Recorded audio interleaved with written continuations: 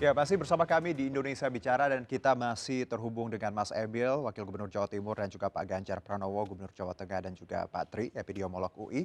Mungkin di segmen ini saya ke Mas Emil dulu karena Mas Emil harus pamit ya di segmen ini. Mas Emil, ada beberapa pertanyaan nih sebelum kita pamit di segmen ini. Mas Emil, kalau bicara sekarang PSBB berakhir seperti itu, banyak sekali langkah-langkah tadi pengetatan protokol kesehatan, lalu juga menuju new normal. Fokus saat ini seperti apa sih Mas Emil dalam bicara ketika kita bicara persiapan new normal untuk Jawa Timur sendiri? Ya, Jawa Timur kan 38 kabupaten kota, Mhm, jadi tingkat penyebarannya bervariasi. Surabaya Raya sendiri berkontribusi sekitar 65%-an, ya kurang lebih dari seluruh kasus di Jawa Timur ini hanya dari 3 daerah, Surabaya, Sidoarjo, dan Gresik. baik. Jadi memang eh, adalah suatu hal yang sangat penting bagi pemerintah provinsi untuk bisa melakukan tindakan-tindakan terkait new normal ini Mhm, sesuai dengan kondisi masing-masing kabupaten kota, ya atau minimal subwilayah gitu ya. Malang Raya misalnya atau Tapal Kuda yang ada di sana, ada Jember, Lumajang, Banyuwangi. Banyuwangi memiliki angka yang relatif terendah dalam hal penyebaran COVID-19, lokasinya paling ujung timur. Nah, di sana mungkin pariwisata sudah mulai direaktivasi dengan sangat hati-hati misalnya. baik. Nah, Saya ke ini Pak Presiden ngasih mhm, pesan jangan dipukul rata. Jadi semua sektor di semua baik. wilayah dibuka misalnya. Kayak kemarin mulai rame di Sarangan. Ini tempatnya Pak Gubernur Jawa Tengah Pak Ganjar dan juga kami. Ya, di kami ada Magetan juga. Itu Mmm, sama-sama di sana. Itu agak rame masuk koran kita sama-sama karena juga artinya lokasi-lokasi tertentu ternyata sudah mulai diminati lagi kembali oleh masyarakat yang mungkin sudah berbulan-bulan tidak berekreasi. Nah, ini yang kemudian Pak Presiden berpesan, ini di luar konteks Sarangan ya, ini baik. secara umum ya, di mana aja gitu, bahwa coba dilihat urgensinya untuk daerah itu sendiri dulu. Ya, Kayak ya, kalau Banyuwangi kita tahu pariwisata itu tulang punggung ekonomi dia gitu. betul. Tapi mungkin untuk daerah tertentu pariwisata tuh belum bisa dikatakan tulang punggung utama ekonominya. Mhm, Nah, maka ada yang lebih ke industri, maka pabrik yang harus diperhatikan. Ada yang mungkin lebih ke perdagangan, kayak Batu misalnya. Di antara Malang Raya memang Kota Batu paling kecil, tapi dia juga bertumpu pada oke. pariwisata. Nah, tetapi kemudian inilah yang harus di-balance. Nah, kalau misalnya ada sektor yang terpaksa harus ditahan dulu, jangan jalan dulu karena Mmm, high risk, tapi mungkin juga low impact terhadap keseluruhan. Tapi yang mereka yang di aktivitas tertutup tentu jadi atensi baik. perhatian pemerintah. Karena mereka tentu ekonominya juga Mhm, sangat terdampak. Jadi mulai dikerucutkan. Jadi nggak semua, kalau kemarin kan mungkin semua sektor terdampak, sekarang mungkin pemerintah atensinya fokus ke sektor tertentu baik. yang paling terdampak dan belum bisa dibuka, kira-kira Baik, jadi begitu. beda treatment untuk beda daerah sesuai tadi, Beda treatment, ya, sektor yang memang urgent seperti itu dan bukan tidak ya. mungkin kalau angka terus tinggi aktivitas akan ditutup kembali seperti itu ya? Oh iya, Iya, itu kan juga terjadi di mhm, berbagai negara juga kan, mereka berani mengurangi dan betul. menutup lagi kalau angkanya mulai shoot up lagi. Iya. Mas Ya. Emil, mumpung ini ada epidemiolog dari UI, ada Pak Tri di sini. Pak Tri, kalau bicara Jawa Timur, Yap. treatment-nya kita tahu trace luar biasa. Somehow kita juga apresiasi ya bagaimana langkah Jawa Timur melakukan tadi PCR, rapid test dengan massal walaupun angkanya ya tadi Masih hasilnya tinggi. tinggi seperti itu. Anda punya catatan untuk Jawa Timur, apa yang harus yang let's say tindakan radikal lah yang bisa dilakukan Pemprov Jawa Timur? Jadi Hmm, upaya-upaya untuk Jawa Timur juga untuk daerah yang provinsi yang tinggi begitu, satu harus bicara fokus karena penyakit ini menularnya droplet, ya, menularnya orang ke orang, mhm, maka dia akan bersifat clustering. clustering, ya, Clustering. ya, Maka selanjutnya di Jawa Timur seharusnya kelurahan-kelurahan atau desa-desa yang mhm, tinggi, kalau di Surabaya adalah kelurahan, kemudian fokus melakukan PSBL di kelurahan begitu, mhm, memerangi angka pertambahan di angka di situ saja. oke, Jadi kalau di klasternya tidak bertambah dan bahkan berkurang, mhm, jadi kalau merah menjadi kuning, maka menurut saya sudah berhasil. Kalau ada daerah merah yang tidak berbentuk klaster atau tidak ada desa cuma satu gitu kasus, maka itu diakibatkan karena penularannya di fasilitas umum. baik, Jadi kalau itu ada kasus yang mandiri itu fasilitas umum lah penularannya. Jadi kalau yang merah ada kasus lainnya atau kelurahan ada kasus lainnya, berarti penularannya itu di kelurahan itu begitu. oke, Jadi mau di Jakarta, mau di Jawa Tengah, Jawa mau Timur. itu Sulawesi Selatan, kemudian Jawa Timur, kemudian Kalimantan Selatan atau di Jawa Barat, menurut saya adalah clustering. Jadi lokal di treatment dengan baik. Ya. Jadi kalau itu berhasil, merah dijadikan kuning, menurut saya luar biasa. Oke. Yaitu cara merem yang pertama. Baik. Oke, saya ke Mas Emil. Mas Emil, ini terakhir mungkin apa yang ingin Anda sampaikan kepada masyarakat Jawa Timur? Closing statement seperti itu, Mas Emil. Ya, prinsipnya kan sekali lagi semua sederhana ya, 3M gitu. Tapi pelaksanaannya memang nggak mudah. Jadi memakai masker. Kita kan tahu gitu bahwa kalau misalnya yang memakai masker adalah orang yang sehat, yang tidak memakai masker adalah orang yang membawa virus. Ada yang mengatakan efektivitas penyebarannya turun dari 100 menjadi 70%. Artinya masih relatif tinggi. Tapi kalau kebalik, kalau yang sakit pakai masker, yang nggak pakai masker itu turun sampai 5% doang jadinya tinggal potensi penyebaran.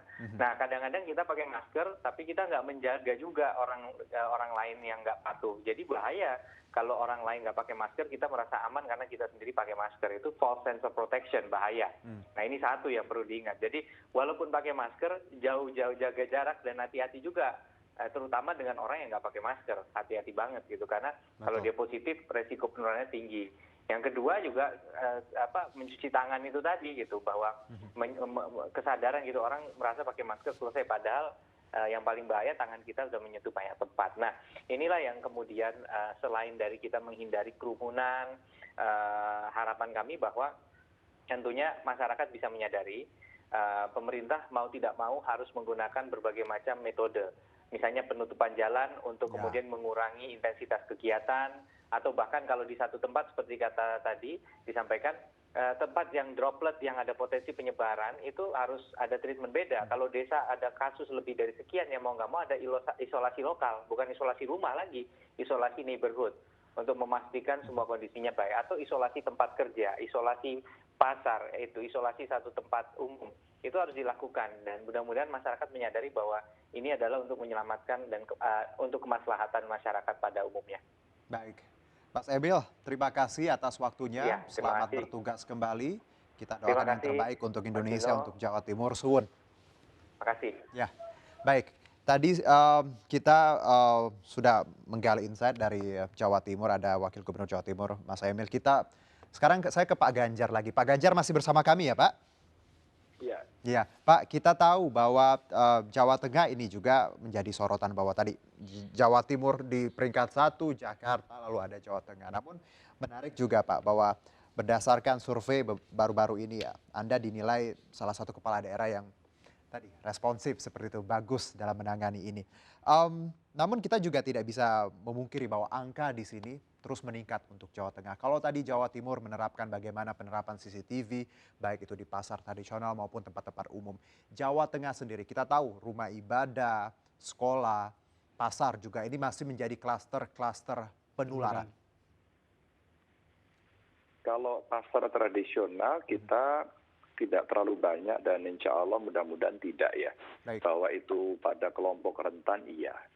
Maka ada beberapa yang tadi baru kita rapatkan juga itu bahwa kok yang meninggal meningkat. Terus kemudian yang positif meningkat. Maka kita cari klaster tadi itu. Dengan apa? Tes masif. Istilah kita terstruktur, sistematis, dan masif begitu ya. Kayak putusan MK gitu. Nah ini kita mengikuti tadi Pak Tri epidemiolog tadi, betul saya setuju. Memang tidak semudah kalau saya bicara, tapi itu betul. Dari teori itu betul.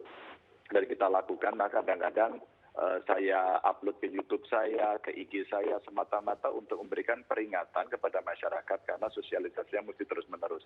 Tapi yang menarik, justru kami punya klaster PNS, teman-teman kami sendiri, begitu ya. Lalu saya tanya, Anda ketularannya di mana? Ternyata tadi ada yang jagung manten, ada yang ini menikah dengan yang itu kemarin habis dari sono gitu ya. Nah, ketika kemudian kita ketemu teorinya betul, kami kemarin coba praktekkan apa yang disampaikan oleh Pak Tri. Pertama kejadian di Rembang. Rembang ada rehabilitasi sosial, terus kemudian kan mereka penerima manfaat itu sudah sepuh-sepuh. Karena ada orang luar, kemudian keluar masuk, dia tidak disiplin, kemudian satu tertular, dan kemudian terjadi outbreak. Langsung kita tutup, kita PCR test, terus kemudian ketahuan, nah yang sakit langsung di rumah sakit, terus kemudian seluruh area itu kita pasang rumah sakit darurat di situ, sampai hari ini masih kita pasang. Dan kemudian tempat-tempat yang ada kelompok rentan ini kita dorong, dan hari ini akhirnya saya putuskan, coba kalau kita lihat tren yang meninggal ini pertama ternyata hipertensi. Iya, ini yang saya baca juga, Pak Ganjar. Terus kemudian yang kedua adalah gula ya, dan dua ini tinggi banget. Maka saya sedang tadi mendapatkan masukan dari epidemiolog, dari para pakar, Pak Gubernur, lalu kira-kira mau diambil tindakan apa? Udah gini aja deh, cari di Jawa Tengah yang punya penyakit hipertensi, gula, terus kemudian ginjal, jantung, termasuk paru-paru sampai kanker, itu karena kita punya datanya. Dan dari itu cari semuanya. Terus kemudian PCR test semuanya, kalau sudah selesai mereka dikarantina semuanya, ya, dijauhkan dari yang lain. Kenapa ini saya sampaikan seperti ini? Karena kita melihat tren itu, yang meninggal tadi ya, di situ. Nah, akhirnya bagaimana cara kita mencari data ini? Tadi ada dua pendekatan, satu minta pada kawan-kawan kabupaten, dua tadi masukannya minta data aja Pak ke BPJS Pak, agar kita bisa mengakses sehingga sudah ada by name by address, nanti kita serbu kepada mereka. Jadi sebenarnya kita ada cara-cara seperti itu, tapi itu saja dugaan saya tidak langsung bisa sukses, karena betul-betul saya kadang-kadang deg-degan juga masyarakat di Sabtu Minggu masuk Car Free Day itu rasa-rasanya bukan kenormalan baru. Ini sudah normal begitu. Normal itu apa? Bukan baru, tapi seperti yang dulu. Sehingga kemudian disiplinnya tidak ada. Nah, kalau sudah seperti itu biasanya saya ikut masuk di dalam kelompok itu, teriak-teriak, saya berhenti, langsung ngomong di depan mereka. Dan kalau Anda tidak mau saya ingatkan, saya akan panggilkan polisi India, saya bilang gitu. Baik Pak Ganjar, karena memang kita tahu bicara tadi publik, disiplin ini PR setiap kepala daerah. Tidak hanya Jawa Timur, Jawa Tengah, Jakarta juga luar biasa. Ini sepeda juga udah rame Pak Ganjar akhir pekan kemarin. Kita jeda dulu ya Pak Ganjar ya. Kita akan kembali lagi juga Pak Tri di segmen selanjutnya, tetap bersama kami di Indonesia Bicara.